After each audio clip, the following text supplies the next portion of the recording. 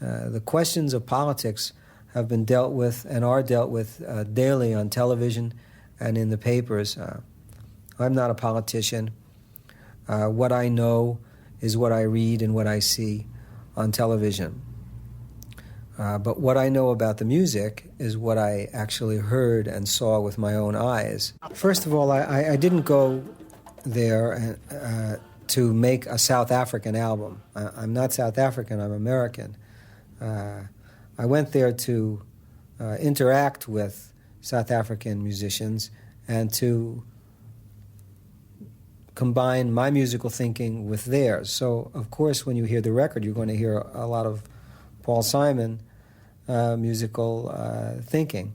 And the language, of course, is English, so that's all my ways of expression.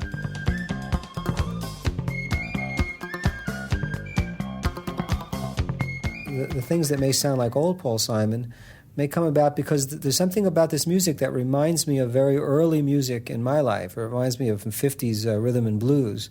And when I was writing the melodies, I often chose to write melodies that were in the style or genre of the music of my adolescence. So I think you're quite right that it does sound like older music melodically, but the lyrics are really they're up to the minute thinking on my part. Do you believe in any way that this connection has anything to do with the fact that, I mean, rhythm and blues, rock, blues, the black musical history? Do you think that that's the connection? Well, it's a very interesting question as to, we know that the roots of American rock and roll and American blues come from Africa. But we don't know to what degree American rock and roll influenced African music of the last 20 years or 30 years since rock and roll has been a musical force around the world. So there may be a cross pollinization from America to Africa. And that's may be reflected in the music that we hear. It's a very interesting question. I'm not sure myself. It'd be something that a musicologist would have to investigate.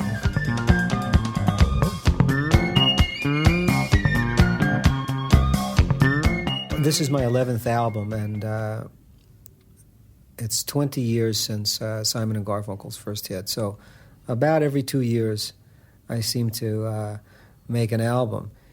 So I think I probably would have found something else to do, but I have no idea what it was, what it would have been.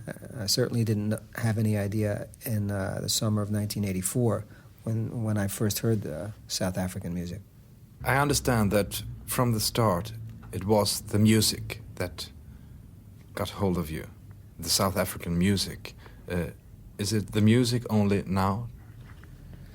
Well, I believe that ultimately, after the questions of the political implications of this album are discussed and digested, I believe ultimately that the record will have to be judged on its musical merits. Is it an interesting musical statement? Is it musical?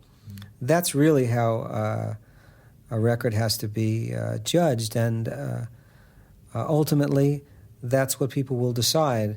The question of politics arises naturally because South Africa is very much in the news today, and we think of it always in a political context. And I don't believe that people are aware of the music or any part of the culture of Black South Africa. In that sense, this album is a beginning in expressing that to the world.